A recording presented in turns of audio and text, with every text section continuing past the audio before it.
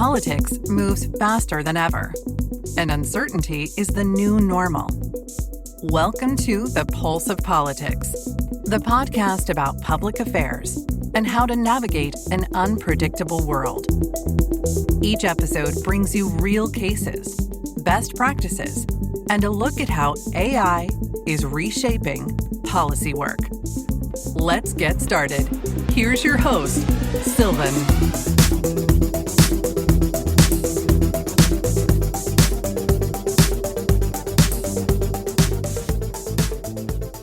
Victor, a very well welcome to the Pulse of Politics podcast. It's a pleasure and an honor to have you as a guest today. Thank you for being here.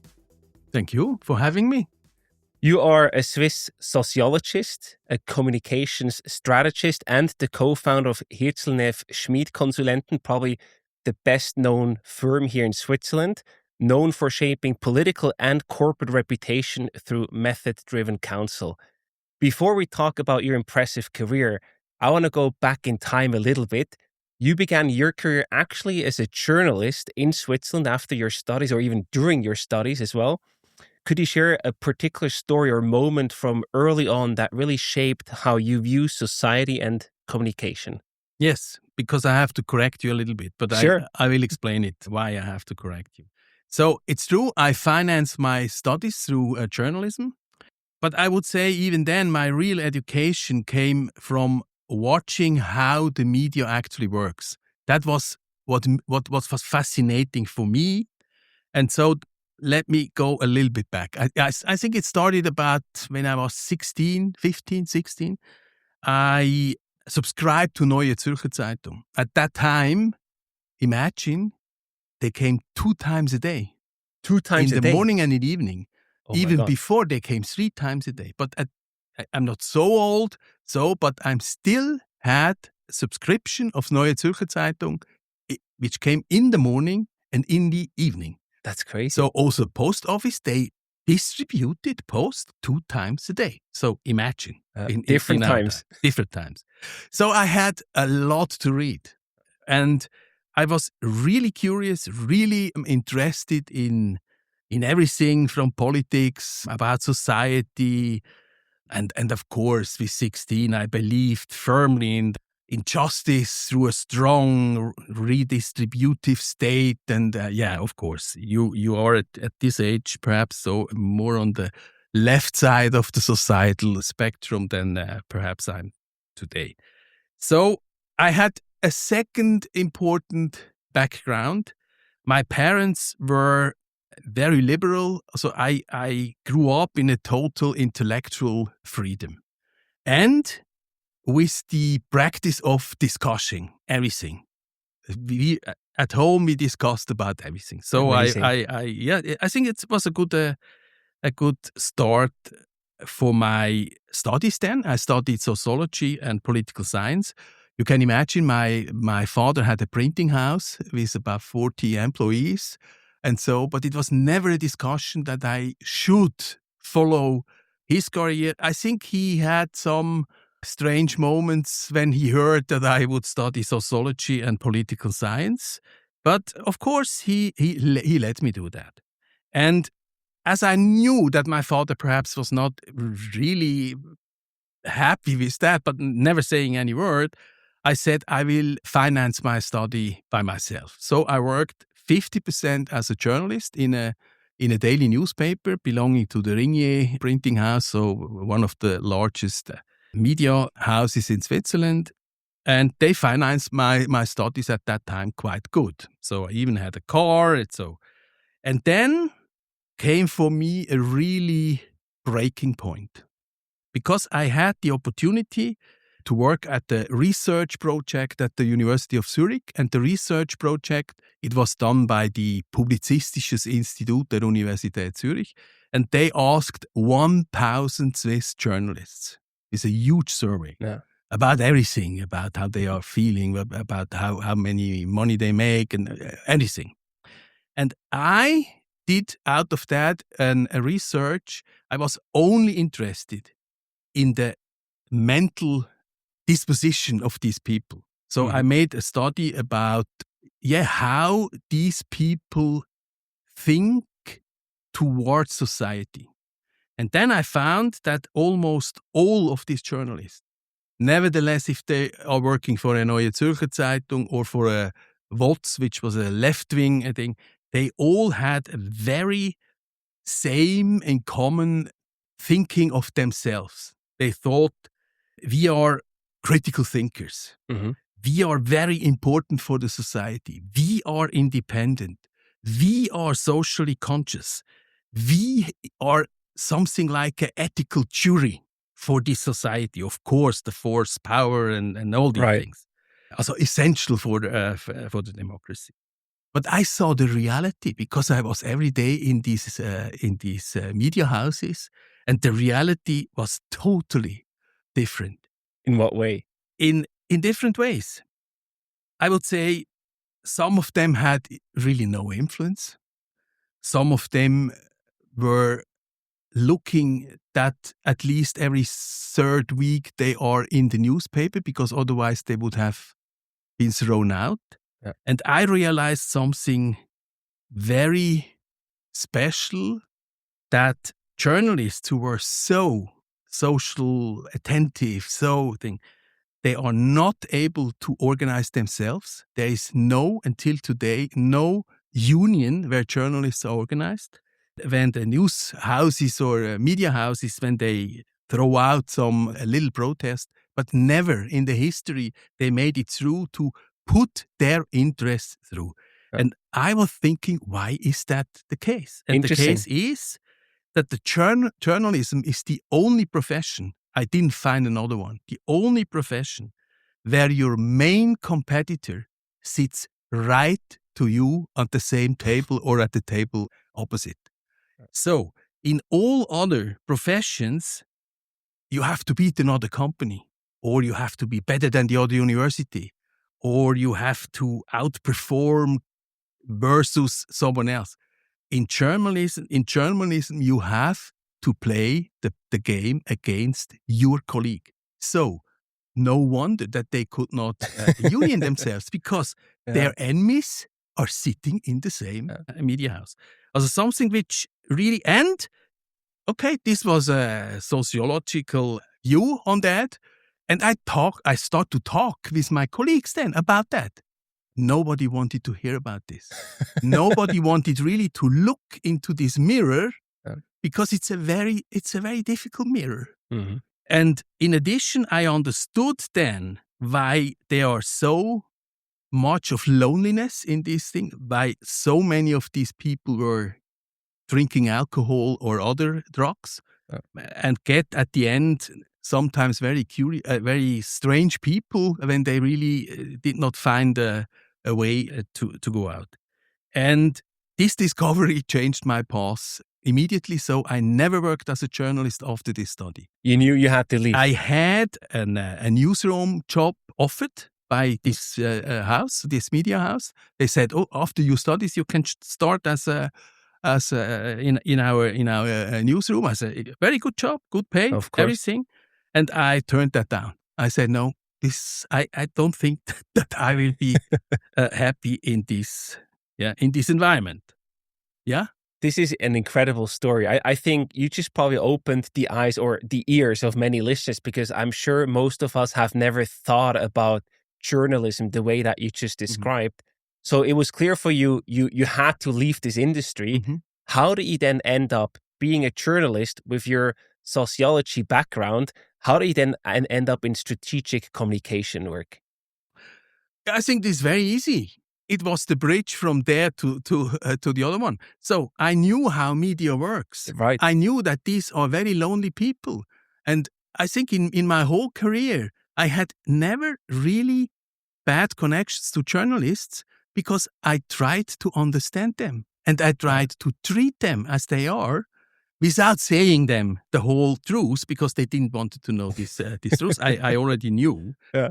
And there were, of course, some other important elements. I thought a little bit back preparing this talk with you, and I think very decisive for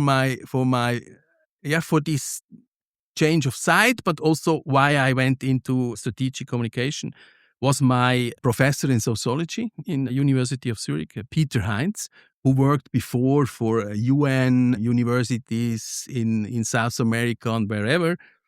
And he left me back with a simple formula, much too simple to explain the world, but I use this formula until today to explain the world.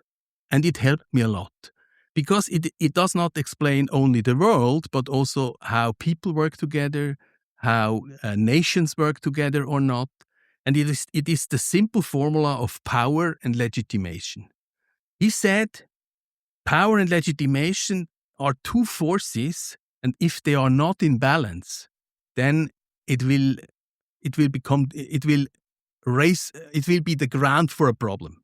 Of course. Let's say in a company, let's say between two people, let's say between states.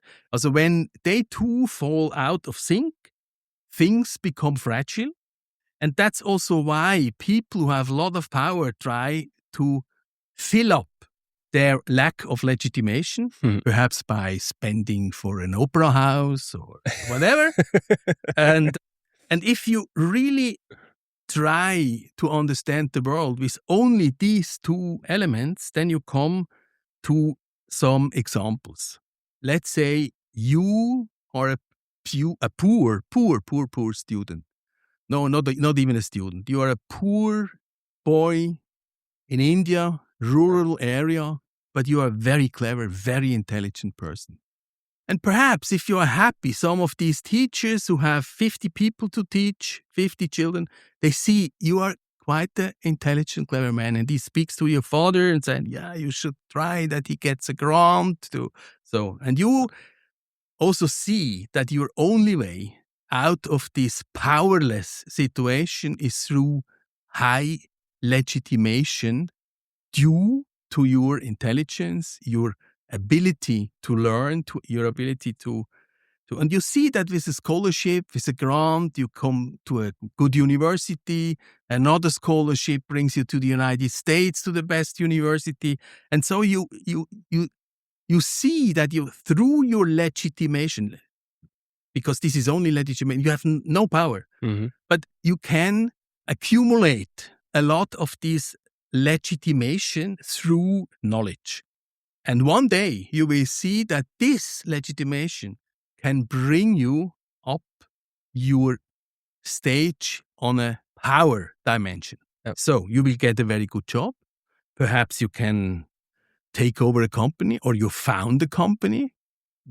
Startup companies are founded by exactly those people. Right. So you found a company, you become successful, you become then perhaps at the end rich and even powerful. We have such examples also now in the environment of the United States politics, etc. So, and then perhaps if you remember that now you have a lot of power and some legitimation still reserved, but nobody really cares that you are also a very clever guy. So then if you are clever, then you start giving something back to the legitimation point. You finance students, you finance university, you do things to keep in balance legitimation and power. Same, let's say you're a dictator in an African state. No chance. But if you want to stay as a dictator, you have to suppress your people or you have to give them extremely good environment. How do you do that? You try to find a superpower who is interested that you are on their side, even if you are not very important. And what do? You're asking for weapons. Because you tell them, if I want to be on your side, we have to have weapons, we have to have advisors, military advisors, etc. Then you use all this power you have to suppress your people in the baddest thing. Because normally those people try to do this way. The other way would be, but perhaps even more cost-intensive, if you would give food and education to their people. There are some who are doing the exactly. I wanted to say we see a very current example of Venezuela, for example. Great example where you exactly see how this is out of balance, and they try to buy the legitimation without really having it. It's crazy. Yeah. And so the story goes on. You have the same elements to explain the world, and it works. And then you have this power, let's say, from one side of the superpowers. And then you are even in a better position to go to another superpower. Perhaps they give you more. No, and you course. see all these things in Africa, for instance. Once they are on the US side, and then you are on the Russian side. So you can play then with this role.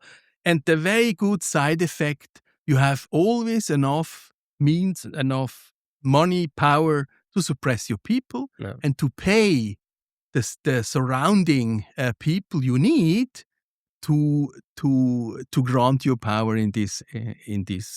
It's only about power and legitimation.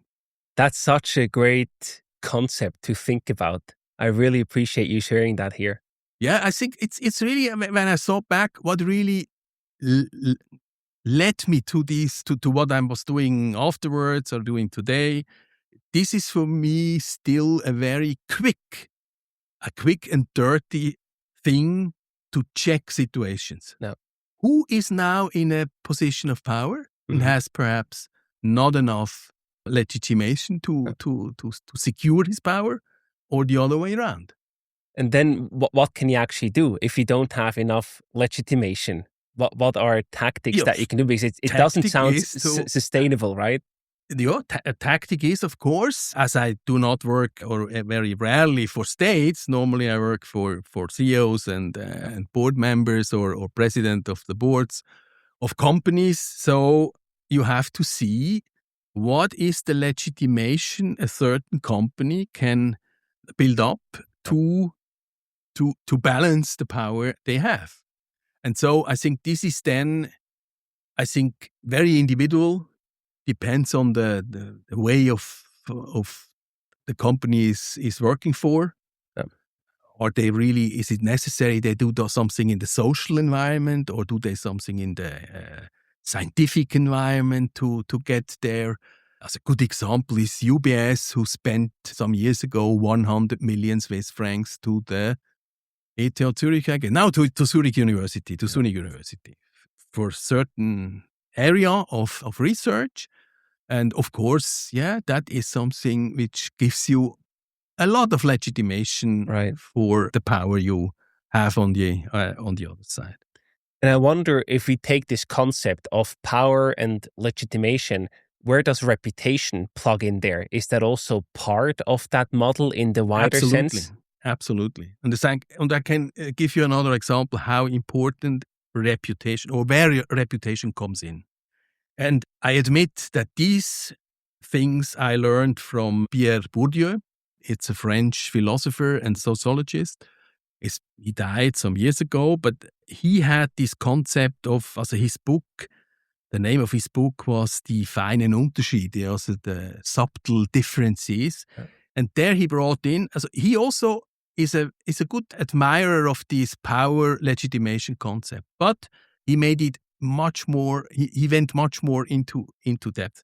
And I remember one story he describes, and he did a lot of field work and of collecting data, etc., all over France. It's a huge book with a huge, full of such examples. One example I kept in my mind. Let's say you are a butcher. So you are a butcher, not more than a butcher, but you are a successful butcher. And you became bigger and bigger, and at the end you have an industrial meat processing company. So you want to show a little bit that you are now rich, and not only the butcher from down the village. And you hire the best architect to build your house, design house, wonderful. And you want to become part of the society, of this society who had not the long way to do, people perhaps who were heirs or came in a very good, in France especially. Yeah. So what are you doing? You invite those people, all those professors, doctors, leaders of big companies, and they know all that you are as rich as they are. So they come to your house. And they are looking in the house, of course, best food ever and whatever. Wonderful house. But when they come into the living room, they see in German we say the röhrende Hirsch at the wall. I think the English expression is something like the roaring stag painting or something like that. Yeah. So what happens? Everybody sees that you didn't arrive in this society. You still, on your reputation side, you're still the butcher who likes the roaring stag painting at the wall, which is totally wrong in this environment. Mm-hmm. And this is, it starts with which car are you driving? Or in France, for instance, the Citroën was the car of the intellectual people and the engineers. Yeah. And there, so he really went looking what are the signals of reputation those people send out and accept. Yeah. So the poor butcher, wrong painting at the wall, end of the message. He did not be, he cannot become part of this society, of the power society, let's say, Mm-hmm. because his legitimation, yeah, of course, it's a beautiful house, everything, but he likes those sort of paintings. And with this, he gives the signal out. My reputation is coming from where I come. And I didn't make the bridge to those, I would say, reputational concept, which in this society is necessary to be part of this society. That's really interesting. Then the question is, do you even have to do that? Do you have to play everything, and you should have got rid of this painting, for example, to really live up to the full reputation? Or would that not be a sustainable thing to do? Because at the core, your authentic self is just not compatible with that specific reputation. Mm-hmm. Absolutely. But then you have to decide not to take a designer architect. Exactly. Not to take. Then you can celebrate, and there are some good examples of people, also stars, Hollywood, who really stay very authentic with standing, and they say, I read last week something, a very rich man who is even not. Also, he says, I do not want to have a private plane. He's very simple, very easy. Oh, I think also Buffett, he himself, he drives a very, very old car, lives McDonald's in the every day. same house where he ever was. So, no, you can't choose. Right. But if you want to become part of this society, you can. I see a lot of people who really fled away from their authentical part where they came from. And they really believe then that they are no more the same. Yeah. And then it becomes a new form of authentical second life. Then you perhaps like Picasso. Then you like classical music. Yeah. Even if this was not in your childhood a factor. So I think, yes, this is all possible.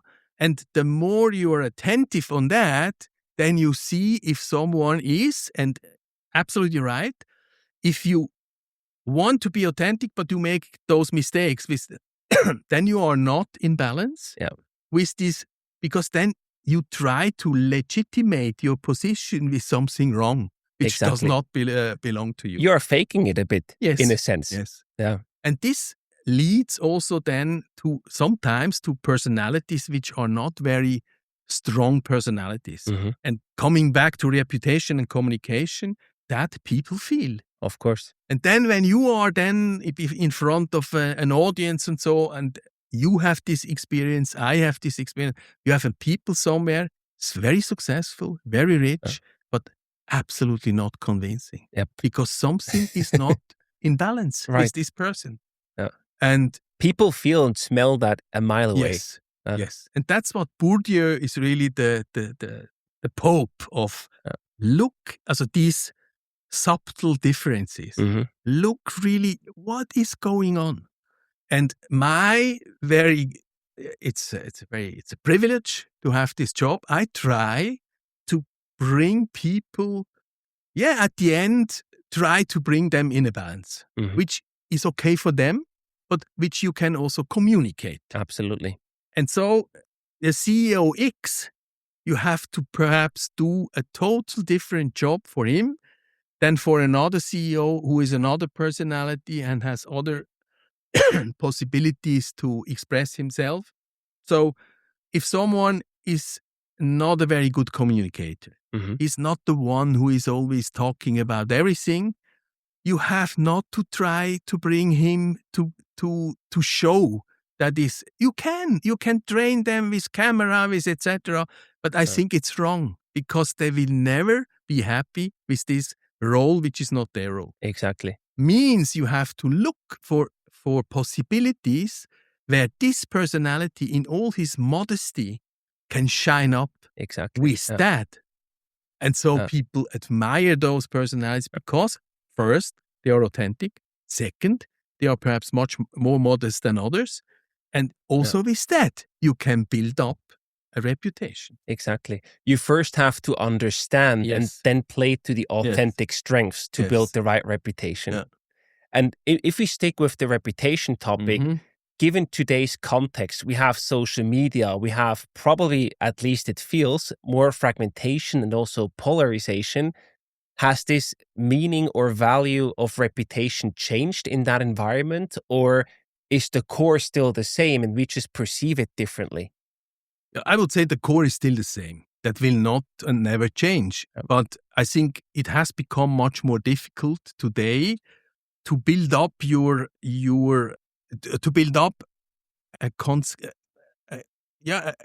reputation in a totally fragmented world of social media, polarization. Also, that I think led to that also reputation has become much more fragile and much more valuable on the other side.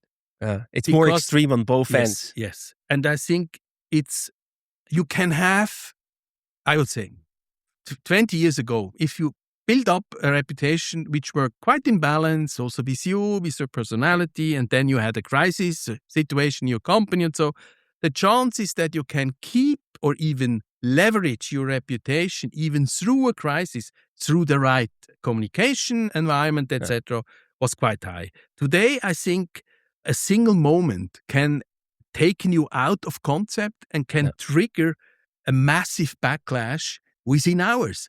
So it has become much more difficult to defend and stabilize a reputation. You can make really quite quickly big mistakes.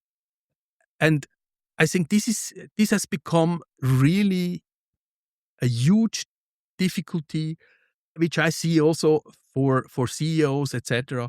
Perhaps they think if there's something going on in the social media and so we have to react. And possibly he wants to react because it's important that I quickly say what has to be said. And I'm authentic. How better than the CEO can? And sometimes say, no, this is bullshit. Right. Because what will you do the next day and the other next day? Let your people perhaps manage this. And if they do it really wrong, then you have another possibility to take it on another other level and bring perhaps your reputation in. But then when the first waves are gone, people become a little bit more relaxed or see that it's perhaps not so easy as they thought before. Yes, I think to keep a constant reputation has become much more difficult. Because also, but perhaps we come later on this point, because the whole media world has totally changed. If you had a good reputation as a CEO in Switzerland at the Neue Zürcher Zeitung, that was enough. Why bother with other things?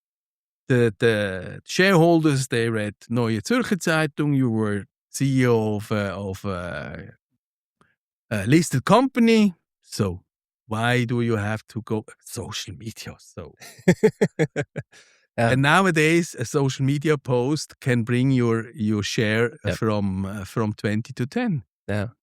And so people gets more nervous and they lose track. They lose also how is the famous Nobel Prize winner in psychology? with the langsames und schnelles Denken. Kahneman. Kahneman, who says exactly in such moment you should not go to the quick brain, yeah. the quick brain. You should go back to the brain who can reflect first and so. But it has become much more difficult in these fragmented socially fragmented society. Yeah.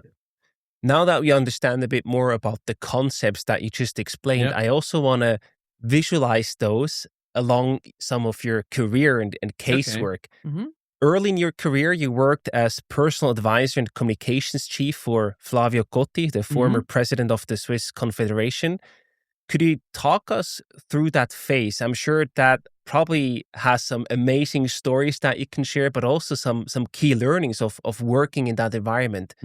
I think particularly your role for the introduction of the Tempo 80 during the battle against forest death was one key moment, but please take us back there. I'm sure you have many anecdotes to share. It's all totally secret. I cannot talk about That's why you're on a podcast today. about this phase. No, of course, it was for me, as the time working with Flavio Cotti was the best education and training for everything I was doing then later on. It was really fantastic. He hired me against every professional selection procedure. He showed me all the people who wanted to become this. I was 32 at this age. I'm still the youngest ever who has become such a job. He wanted me.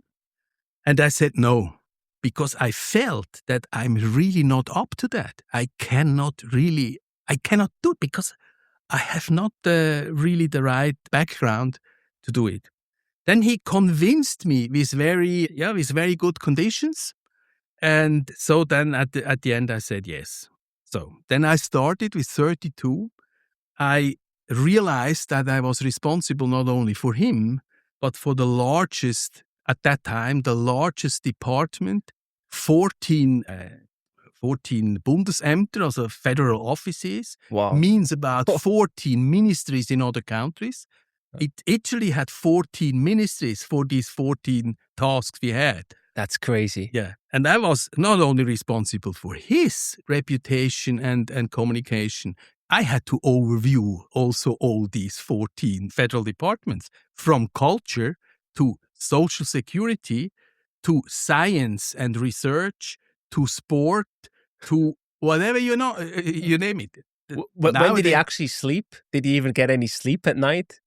Yeah, no, I think it was, in the beginning, I was really totally at the wrong position. And what helped me was I was completely underqualified. Let's be very open. Completely underqualified.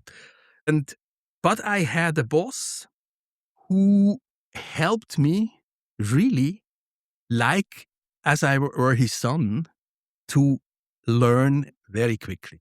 Amazing. And he made something really astonishing. He took me with him to all places he went.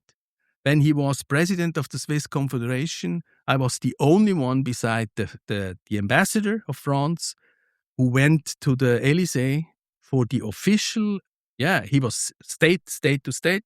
It was Mitterrand at that time.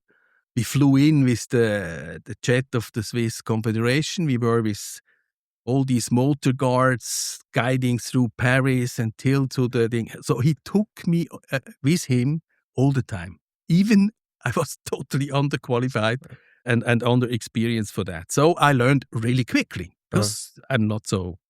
I'm a person who can quickly learn. So I learned really very quickly. And what you mentioned, this Waldsterben is only one example. Forest dieback.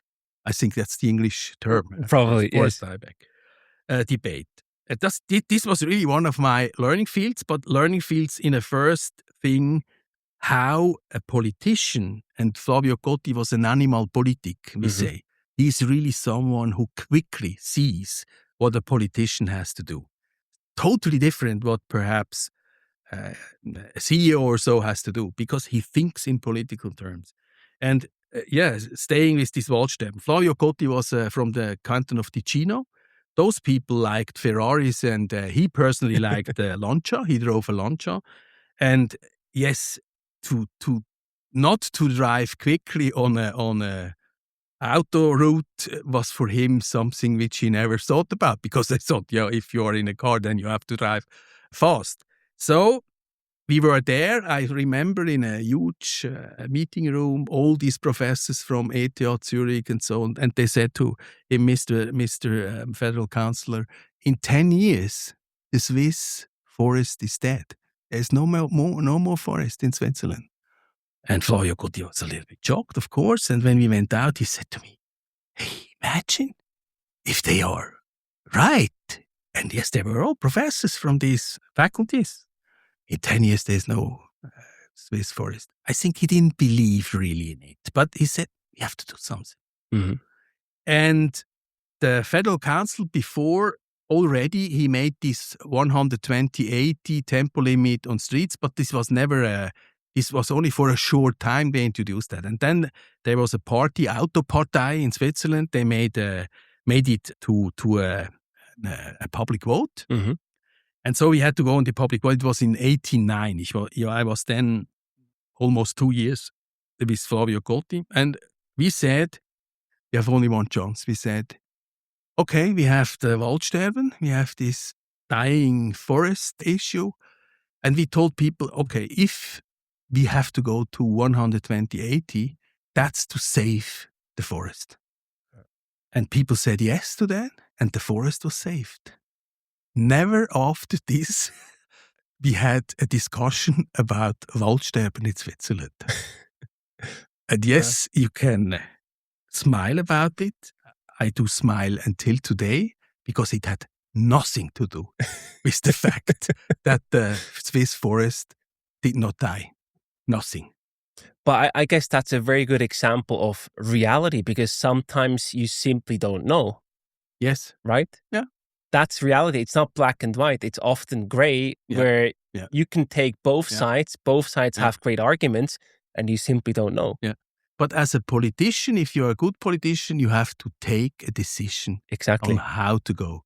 And I think I had a good example of very recently, during COVID period, was Mr. Berset, federal councillor, who was responsible, of course, for this task. And he gave last year or even beginning this year, there was a book published from a professor of psychiatry who was the advisor to him during the COVID phase, advisor for resilience, because it was such a hard job to do that every day, and you never knew what is the next thing to do. I think no one wanted to change roles with him. No.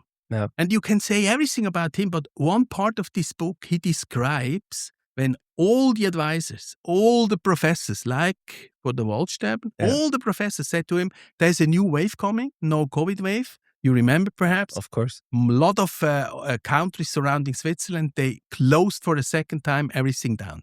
Yeah. And all the advisors said you have to do the same. It's so dangerous that can quickly overcome again. You have to, did we call that? The lockdown. Lockdown. Yeah. You have to do a lockdown again. And Berset said, no, I will not do a lockdown. And they said, you're crazy. You're crazy. And he describes in this book that he has to, his decision was a political decision. He said, I see Switzerland. I see our people here in Switzerland. It's our tradition. I cannot send them in a second lockdown. This would be the very famous drop too much. Right. And he said, no, we do know.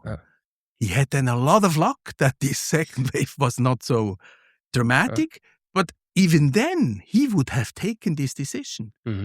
And I think this shows very good that a politician, if he is a good politician, he cannot only wait and wait and wait and see. In some moments, even in a crisis situation, you have to take the risk and say, we are going this way.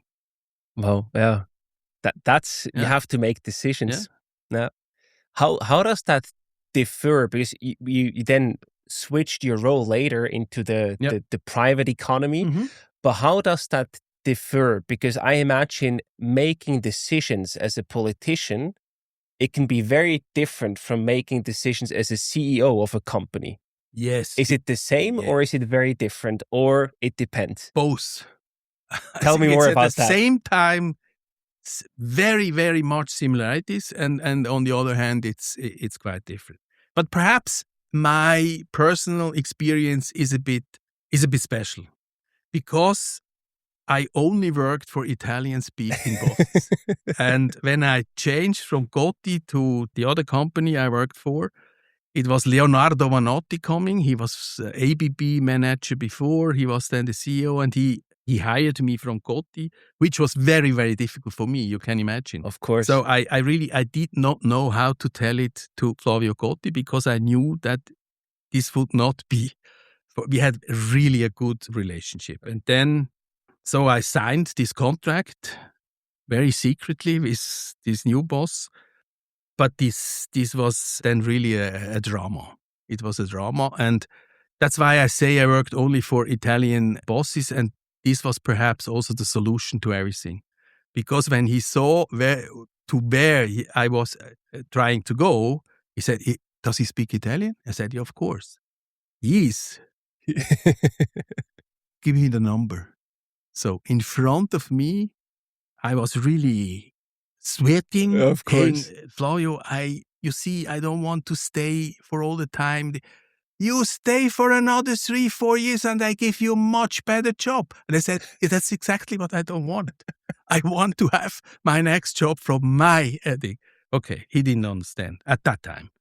Give me the number. He called this guy and said, this year, he was president of Switzerland. Crazy. Here's the president of Switzerland. This is not a good idea that Victor Schmid will change to you. I'm strictly against.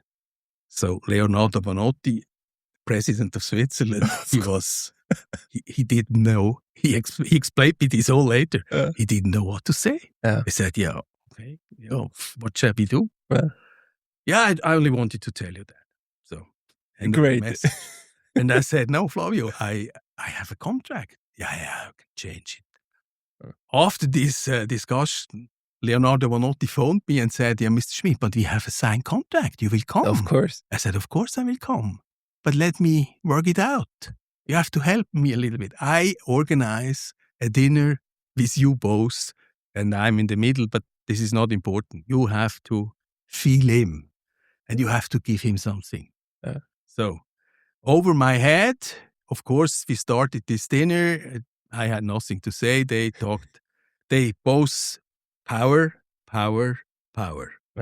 Both were used to have power. So they tried to explain themselves why I could not change, and the other one, but he has a signed contract. It's so. And I felt that legitimation was lacking in this moment. And then I tried to bring in and said, I'm the solution. Because, yes, and I tried then to explain why I want to leave. And so then they came a little bit down. And I said, you have to find a solution. A political solution, a solution which is okay for the CEO. The solution was that I changed the job half a year later than it was planned. So I stayed 6 months longer with Flavio Gotti, but I did not start 6 months later at the new job. The fact was that I had two jobs in this. And this was the legitimation for both. Both had what they wanted, and I was a little bit in a shitty position because I had to work for both at this time. But I liked it, and yes, it went. So, come back to what is different, what is the same. I was shocked when I entered this worldwide company, billion-dollar company in 72 countries. I said to me, now I leave the federal administration. I go to the free, liberal, private industry. And what I found is the same bureaucratic system, even worse. Just within a company. Yes, just within a company. Started with the contract with the head of, also the Personalchef, the HR boss. HR, the HR head of HR. he said to me, Mr. Schmid, what sort of car do you want to have? And I said, I don't need a car. I'm living in quite close to I don't need a car. I never had a car before because I didn't had one because the chauffeur of the federal councillor, he took me and brought me home after meetings, etc. So I don't need a car. Oh, no, you have to have a car. And he said, why? Do I have to travel? Yeah, you have to. I said, I have to travel to Singapore, to New York, so I can go by train to the airport. No, you need a car. You need a car. So he forced me, and he changed even the contract. And that's bureaucratic system in systems where people get French benefits. Mm-hmm. And if one would not take the French benefit, it's not good for the others. I see. So I didn't understand that at that moment. I only understand it when I saw the garage underneath the headquarters. Right. And then I said, okay, now I know what car you can. And he said, we buy you the car. It's at no cost. You only have to choose. And I went down to this and I said, black Porsche, black Audi A8, black Mercedes. And then I said, okay, I know now what sort of car you can order me. It's a red Pontiac. What was the response? Yes. Yeah, like, pale. Of course. And I said, you said I can order a car? Yeah. I think it's even cheaper than a Porsche or so. No, I wanted to make a side. Exactly. This garage. And it was so the only guy of this, perhaps, I don't know, but perhaps he went really to the CEO and said, dude, you have to tell him. Of course. The CEO was the only one who said, you are so good. He had such pleasure at this. He only liked black cars, but he said, it's a good side. Exactly. Do it. Nice. And then I drove every day with my red Pontiac down to this thing. I never used this car for the company once.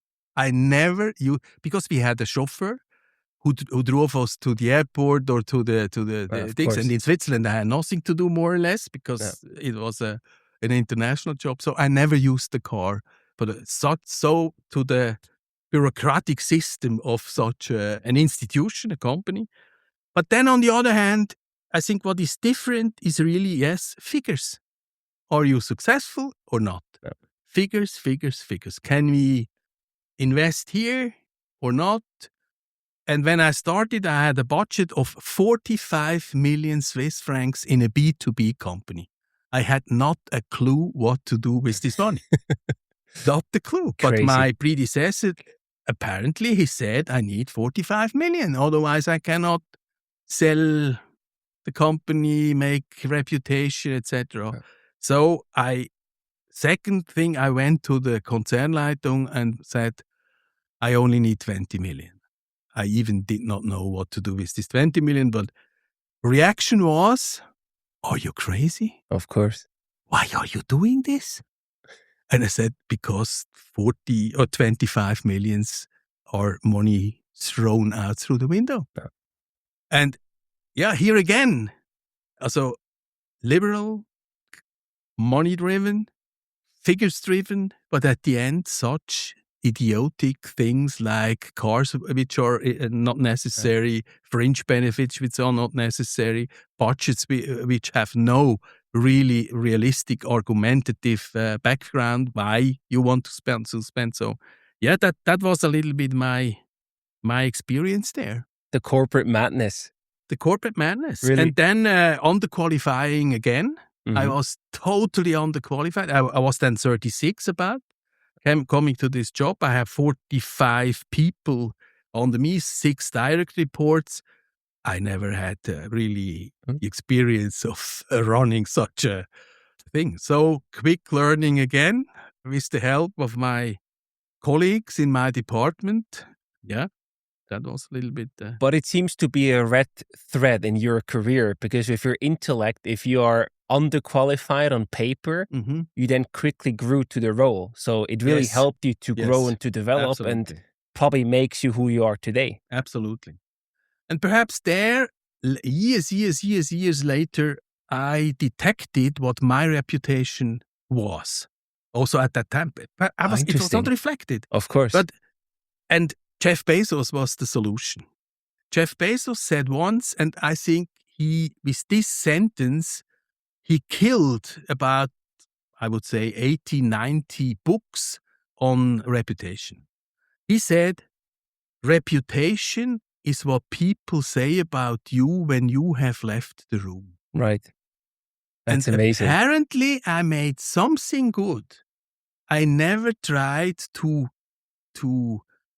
be not authentic. Mhm. I tried in my conversations with my bosses, but also with my employees, say what I can, say where I need help, say where I have no clue, but also say what I know and what we Yeah. should do. Yeah. And I think it was that people went out and said, he has no clue of that, but he's a guy who is open and he is talking about it. And perhaps this was my reputation. Yeah. And it was apparently enough to being promoted. In that sense, would you say it's not the only ingredient, obviously, but would you say authenticity is the key ingredient to your reputation? Yeah, in a way, yes. But you cannot be authentic in every moment. Yeah. Also, I think there are also some moments where you have to keep your horses. Especially as a politician or CEO of a company, right? Yes. Yeah. Because in some situations you would, when you were really authentic, then you would have to say, are you crazy? Of course. As a people, in 1 minute I'm out here because I cannot really live with such a bullshit. Yeah. And I think this is also important, that you have to know when it's appropriate to be really authentic and your personality, and when you say, okay, this is part of the game. Yeah. And this is a game I play. Yeah. So And, controlled or general authenticity, probably a better way to express it. Yeah. I like it. Yeah. Then after your corporate endeavors or adventures in 1995, you then also decided to be part of the founding generation of the Konsulenten, the counselors in English, Schmid. Mm-hmm. Probably still today the best firm here in Switzerland for everything regarding to reputation, strategic communication. Why do you make that decision to then sort of start your own company after working in politics, working in the corporate world? Why was that the logical next step? Were you underqualified again and that was the next growth step? No, in this case not. Also, let's go one step back. Sure. And this is the last phase of when I was working for this international company, where I was at the end a little bit the go-between between the chairman and the CEO, because they both could not talk to each other. Crazy. So it was really a bad situation. And I said to me, this will be not good for the company in the future. We were at that time still very successful. But I said, do I want to stay in a company who does one shit decision after the other, because these two gentlemen and their surrounding could not really deal with each other? It went on huge investments in the USA, where they did, buying really big and good companies, but then managing those companies, only conflicts. And so I was really the go-between. And then it came to my mind, also I can do such a shit can I do also in my own company. Also then I don't have to stay here. So it will be not worse if you start your own company. And I had then a good deal with the company, a really good one. My first customer, when I made, and it's important, I made myself independent in 1994. And Schmid was only founded end of 1996. So I stayed alone on my own in my company, which I'm still working for now.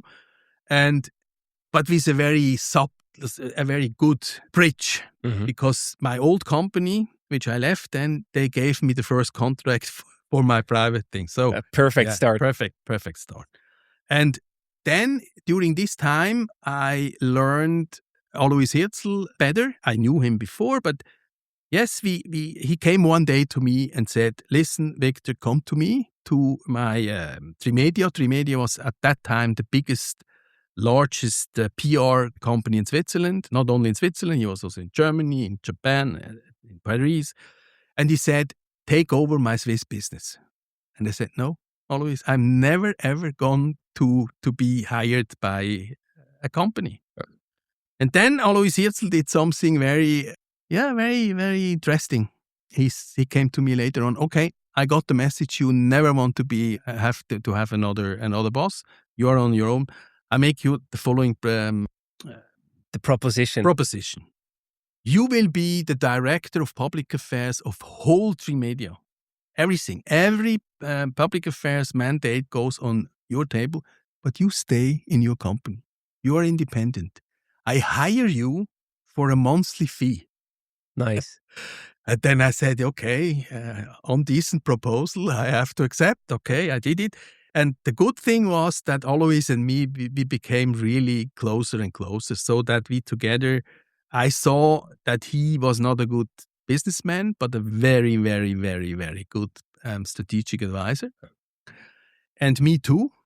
I see. And then we said, why this huge company with all this shit, where he was 60-70% only with administration stuff. And I asked him, why not do something totally different? And then he was the one who really created the idea of Hirzel Schmid counselors, which was not the first name of our company, because it went like this. So Alois and me, we were end of 96, we were ready to start this new company. But we said, Hirzel Schmid, we need a third one.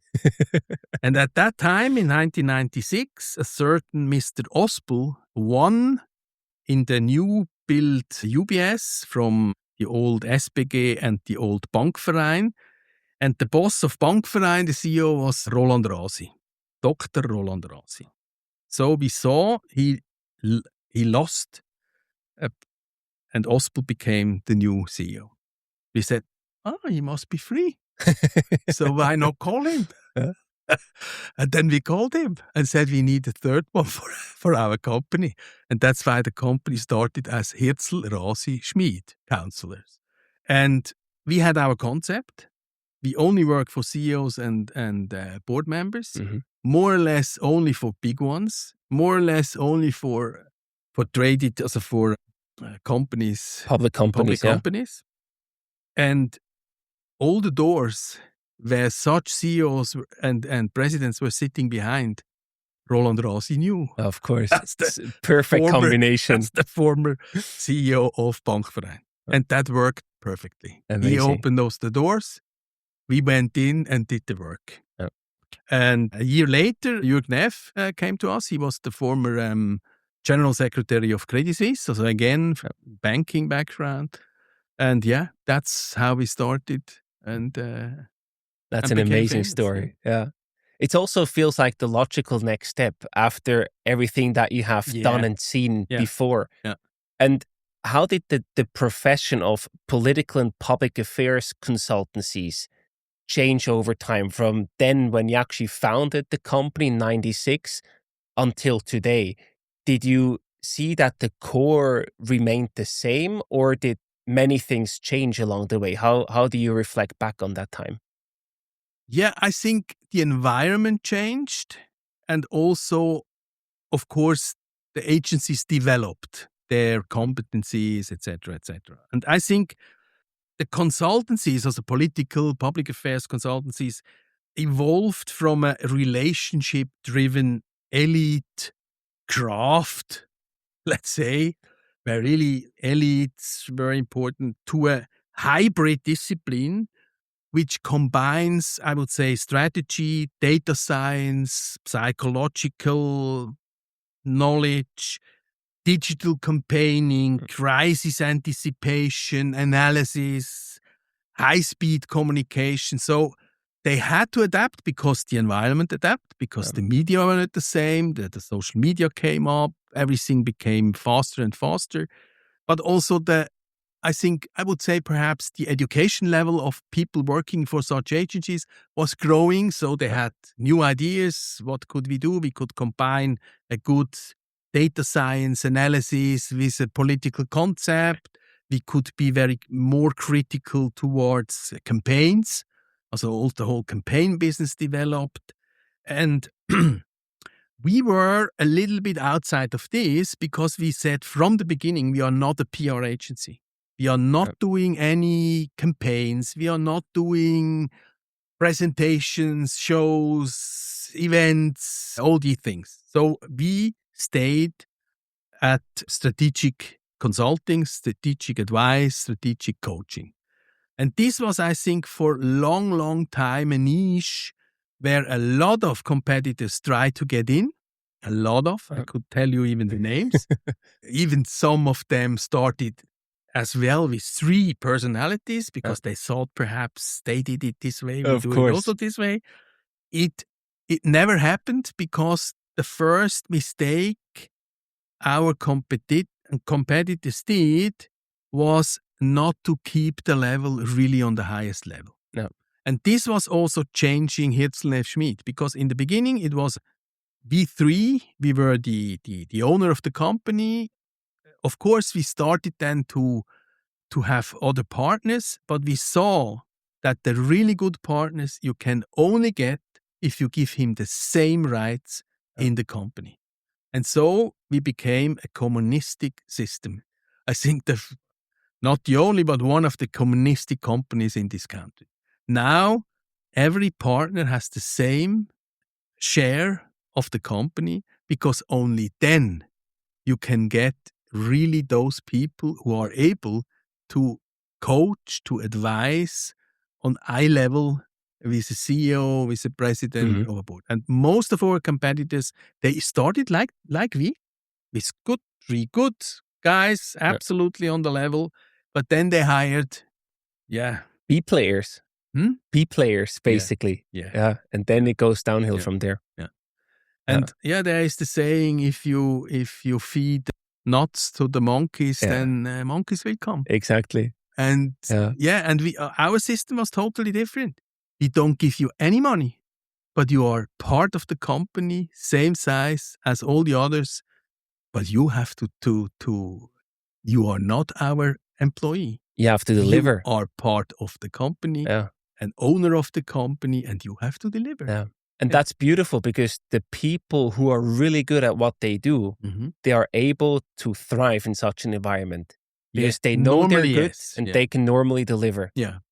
Not all. There are some of course. dropouts, but normally it works. Yes. Yeah. And you see, until today, 20 years later, basically, even more, 30 years, sorry. Yeah, 30 years now, almost. You basically still have this incredible reputation of being the best in Switzerland and standing for very high quality work. Yeah. That is really remarkable. Crazy. Yeah. And that leads me back to power and legitimation and power. Because most of people, they want to have power also in their own company.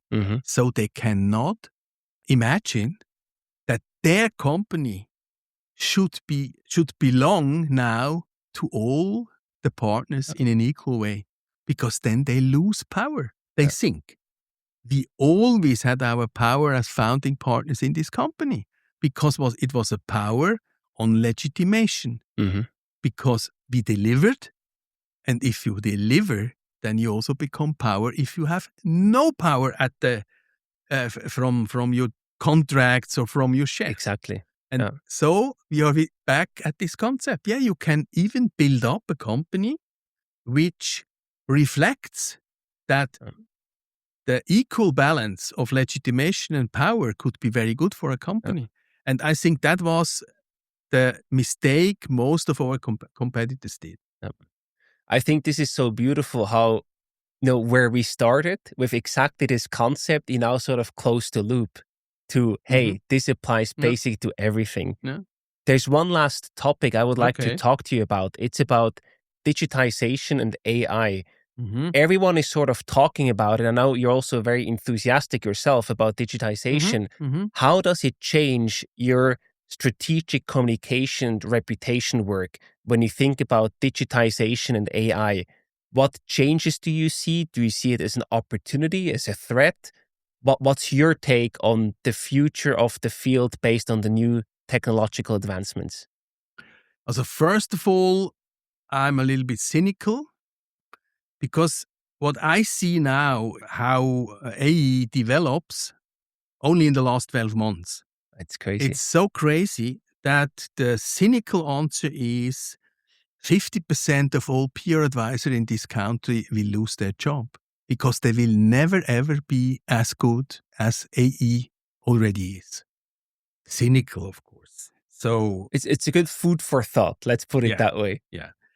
I see it also from another angle. When I see what I can do today with AI in preparing, let's say, a strategic concept for a client, then I would say I have in 3 minutes a concept for which 10 years 10 years before we would have charged 50,000 Swiss francs. No. So, but this is dangerous. If I sell this concept to my client, even for 20,000 only, I think I will lose in a short time because that's not sustainable. That's not sustainable. So, for me now, artificial intelligence and what I can get from them, from analysis, but also from even writing a concept, is that I know the benchmark. I have to start my contribution above that, what I get more or less free out of the system. And I will never sell what I get from AI to a client. I will even show him. And I'm really astonished how today in November 2025, a lot of even big companies never tried it by themselves because they could try and they would see. No, they would even believe me that I worked on this thing. But I'm open and say, listen, this 5 minute, preparation of all the right questions, but let's say half an hour. No. So now I show you why this is good, but not enough. Yeah. What do you have to do now with that? And what would that also mean for your own organization? Oh, you have 25 people in the communication department. What are they doing, please? Can we explain it? Oh, they are doing research. Did you try ever to do some research with artificial intelligence? Oh, no. What then we are doing with these people? Yes, this is your question. You have to find an answer. No, I think I use really artificial intelligence constantly. Gives me really the right level where I know where to be better. And on the other hand, I see the following. The companies who are already working with those, they need much more coaching than before. Because sometimes they are overwhelmed by all these different, and it's all facts and figures and things, but it doesn't help you when you have to do a decision, to prepare a decision. Sometimes then it's too much. And so you have to help them, to coach them what is really important now.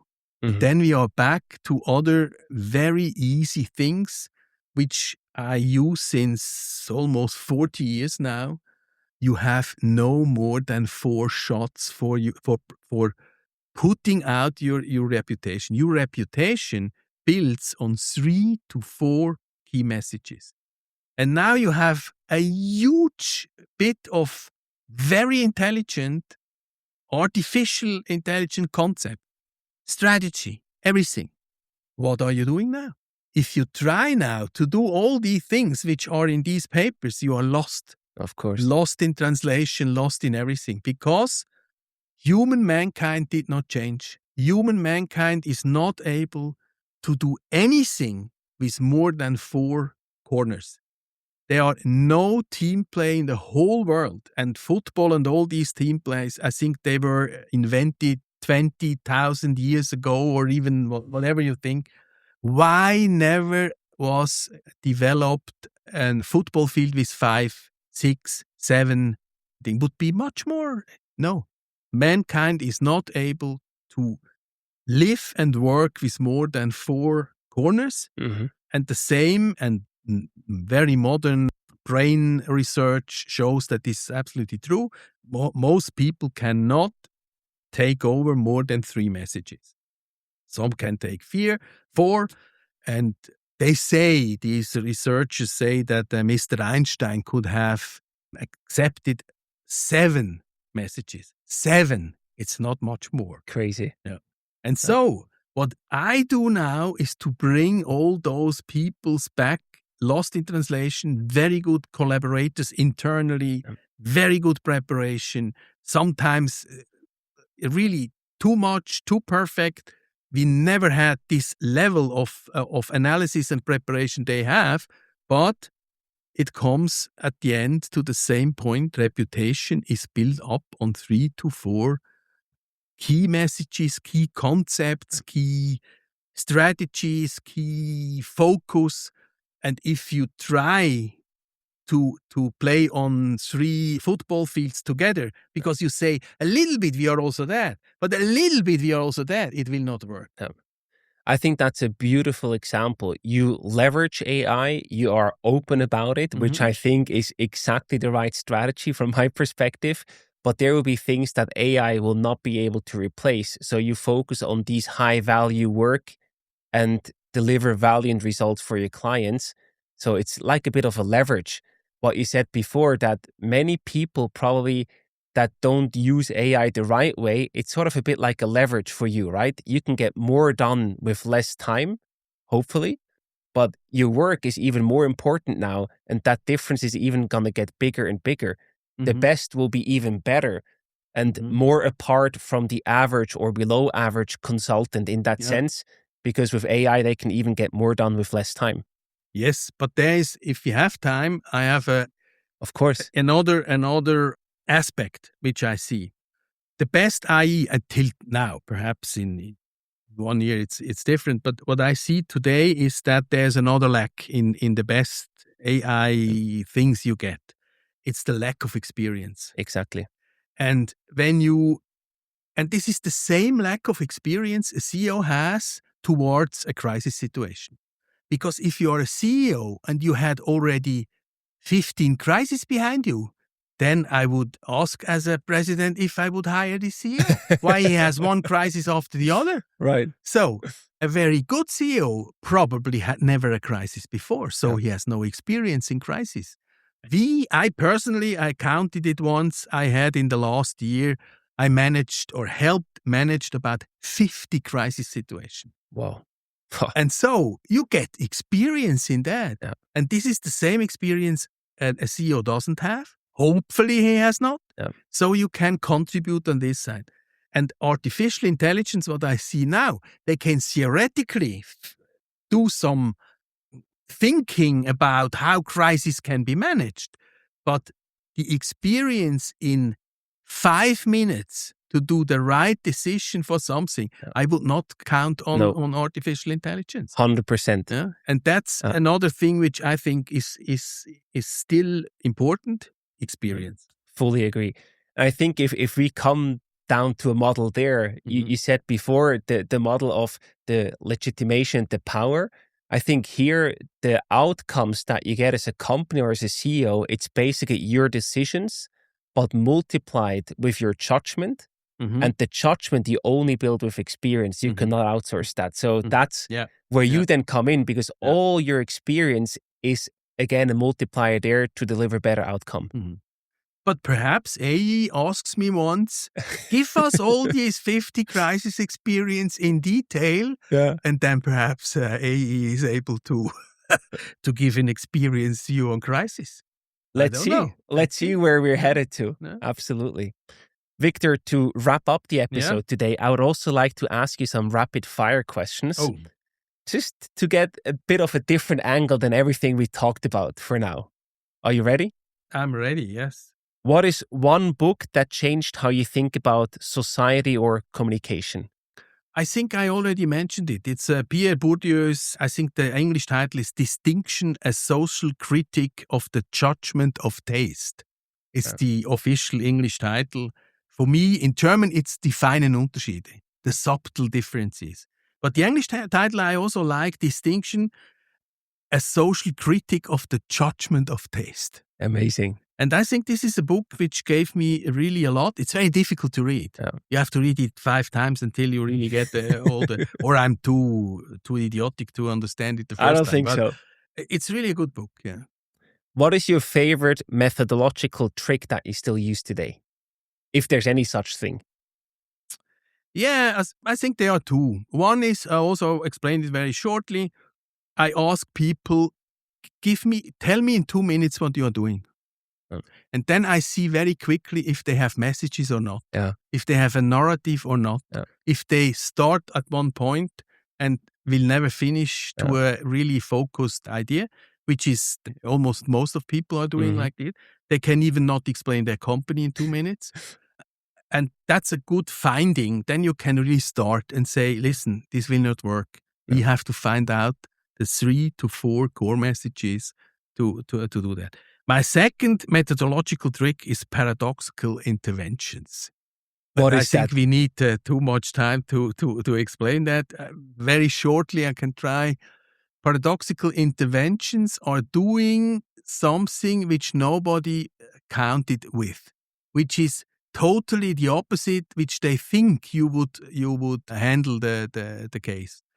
For instance, so one example which we really did, we worked for a company, a US finance company. They want to establish the first direct service pharmacy in Switzerland, which was in some cantons forbidden. With very old laws against people who are selling their very strange drugs.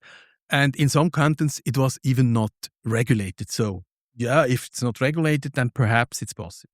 So this American company, they said, we have huge experience in that. We do that in the States. We have very good quality control systems, etc., etc. So let's start in these cantons where we can. We did that. And then the pharmacies, very strong lobby. All the pharmacies in Switzerland, they put together whatever they could.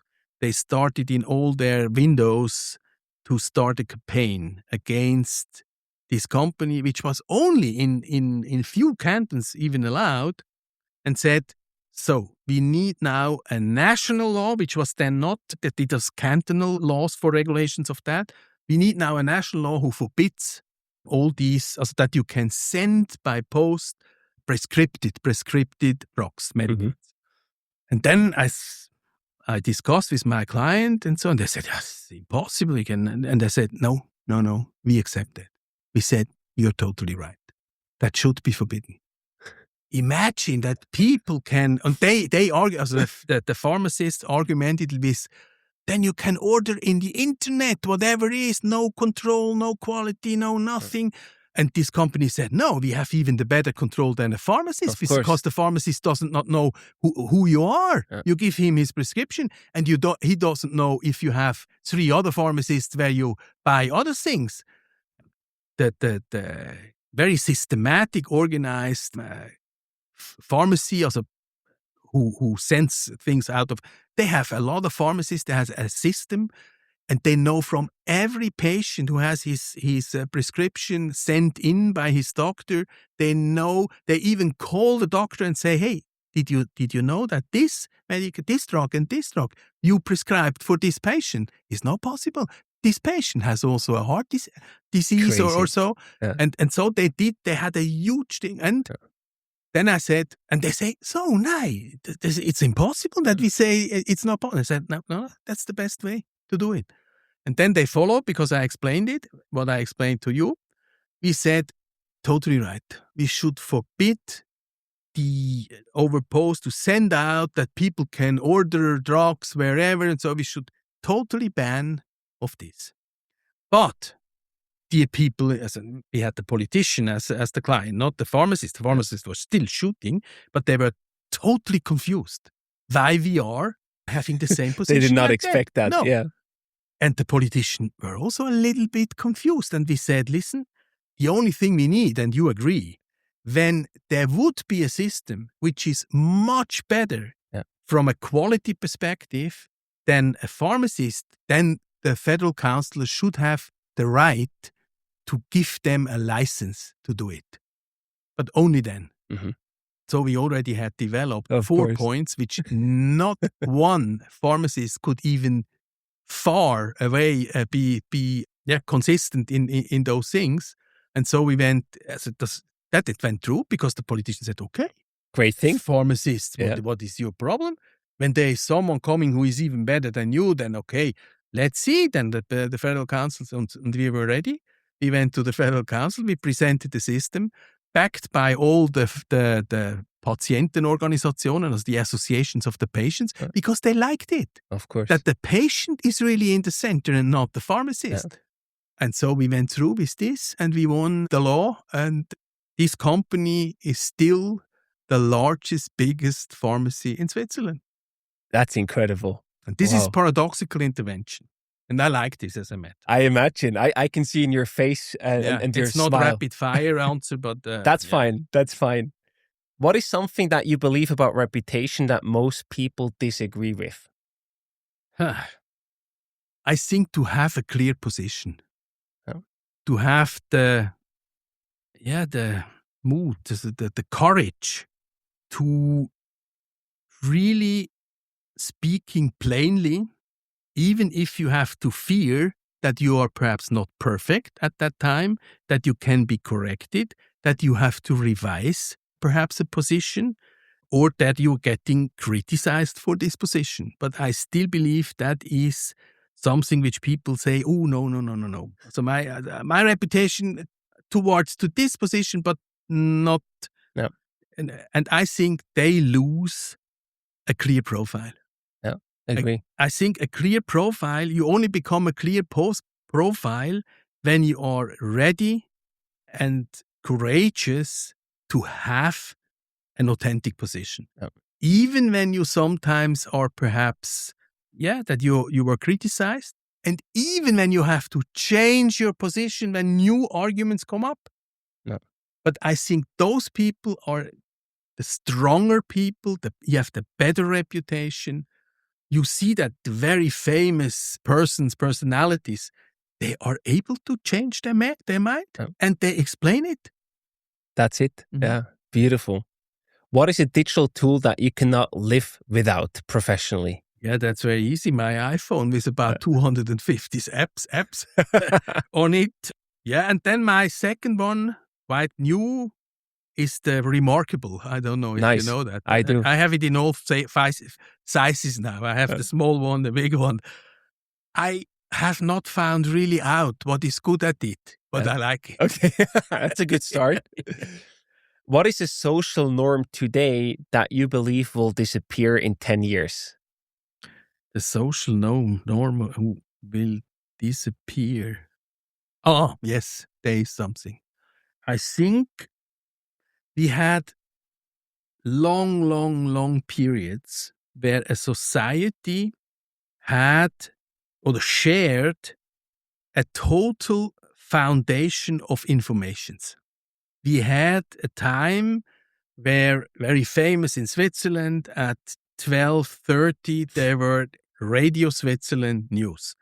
And I would say 30, 40 years ago, the family sat around the table, listen, you can eat, no talks, you listen to the Federal Radio's news. Then, a little bit later, came television. Tagesschau at 7:30, family around Tagesschau. And what was that? It was a common baseline of information over all themes, over all subjects, which has totally gone, and which is, I think, a huge lack. You had to follow the news, and you heard something about pension fund discussion in parliament, which you said that I'm don't interested in that. Or you heard something about, I don't know, weapon decisions of the Swiss army, which costs 5 billion. And sometimes people would say that it's crazy, and others would say, I'm not interested in that. Mm-hmm. You had to hear all for the society important subjects.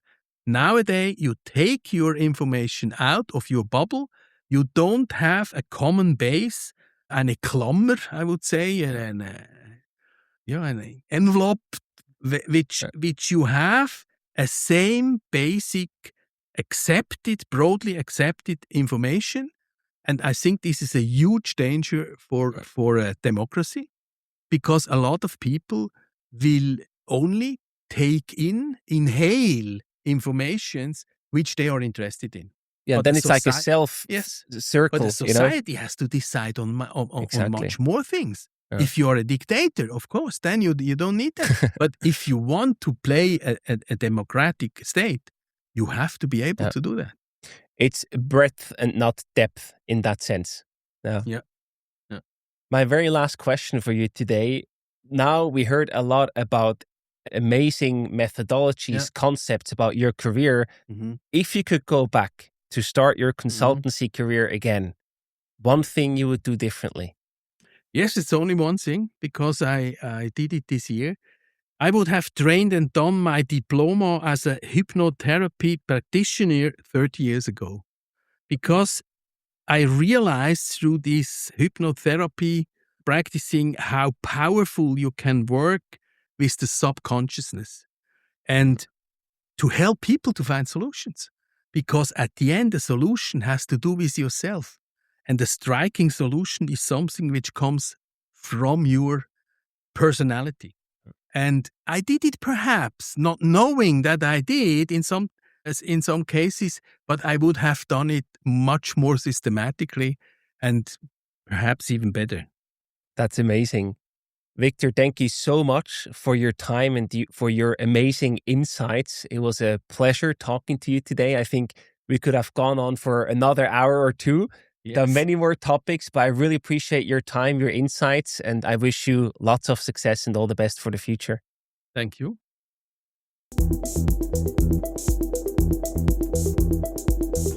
You've been listening to The Pulse of Politics, a Delos podcast about navigating uncertainty in public affairs. For more insights, visit delosanalytica.com.